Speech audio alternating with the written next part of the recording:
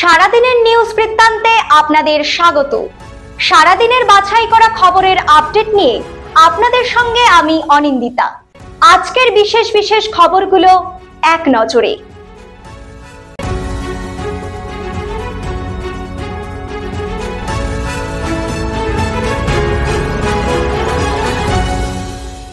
সারাদিনের নিউজ বৃত্তান্ত নিবেদন করছেন প্রিন্ট জুয়েলার্স, সোনা যা সর্বক্ষণের।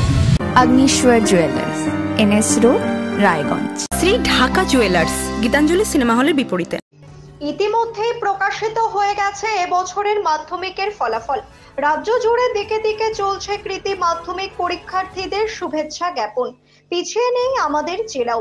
মাধ্যমিকে জেলায় মহকুমায় প্রথম হয়েছে রায়গঞ্জ পৌরসভার 13 নং ওয়ার্ডের বাসিন্দা ভৌমি সরকার। তার প্রাপ্ত নম্বর 684। রায়গঞ্জ গার্লস উচ্চ বালিকা বিদ্যালয়ের ছাত্রী সে। সোমবার তার বাড়িতেই তাকে শুভেচ্ছা জানাতে ছুটে আসেন রায়গঞ্জ থানার আইসি বিশ্বাস রায় সরকার। তাকে ফুলের তোড়া দিয়ে শুভেচ্ছা জানান তিনি। আইসি বিশ্বাস রায় সরকার তার শুভেচ্ছা বার্তায় জানান, ভবিষ্যতে আরও সাফল্য লাভ করে মহকুমার মুখ উজ্জ্বল করবে ভৌমি। মালদাতে আগামীকাল মালদা উত্তর এবং দক্ষিণ দুটি লোকসভা আসনের নির্বাচন। উত্তর মালদা কেন্দ্রের ডিসিআরসি সেন্টার মালদা কলেজ, দক্ষিণ মালদা কেন্দ্রের ডিসিআরসি সেন্টার করা হয়েছে মালদা পলিটেকনিক কলেজ।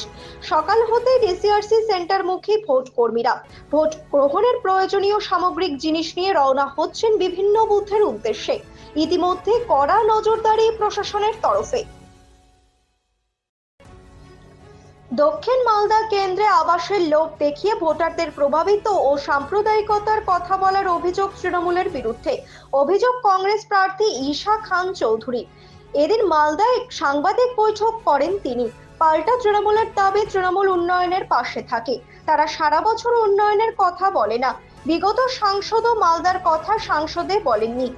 জানা গিয়েছে 7ই মে মালদার দুটি কেন্দ্রে ভোট রয়েছে, সেই মতো প্রার্থীরা তাদের রাজনৈতিক প্রচার শেষ করেছেন। দক্ষিণ মালদার কংগ্রেস প্রার্থী ঈশা খান চৌধুরী সাংবাদিক বৈঠক করে অভিযোগ করেন, তৃণমূল কংগ্রেস আবাসের প্রলোভন দেখিয়ে ভোটারদের প্রভাবিত করছে কালিয়াচক এলাকায়। মেরি লাইফ এমপ্লিফিকেশন প্ল্যান 2024 দেশে 5ই মে 2024 চালু করা হয়েছিল। এর আওতায় 6ই মে 2024 থেকে 12ই মে 2024 পর্যন্ত পরিচ্ছন্নতা অভিযান চালানো হচ্ছে।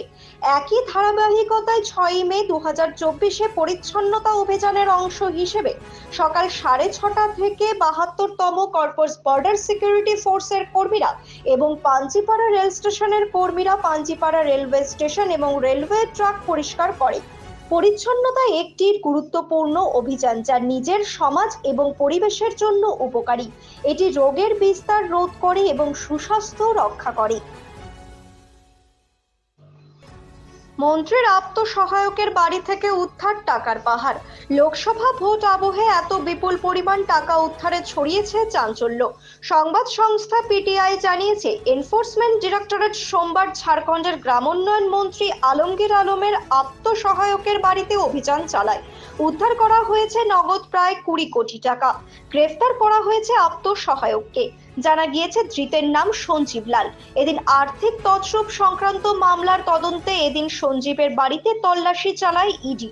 আর তল্লাশি চালাতেই উদ্ধার হলো নোটের পাহাড়। আগামী 7ই মে তৃতীয় দফার ভোট গ্রহণ। এর মাঝেই ঝাড়খণ্ডে বিপুল পরিমাণ নগদ উদ্ধার করলো এনফোর্সমেন্ট ডিরেক্টরেট।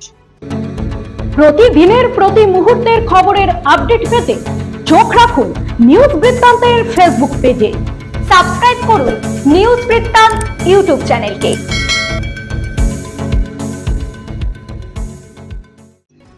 চাকরির কোচিং নিতে যাওয়ার সময় দুর্ঘটনার কবলে পড়ল এক যুবক।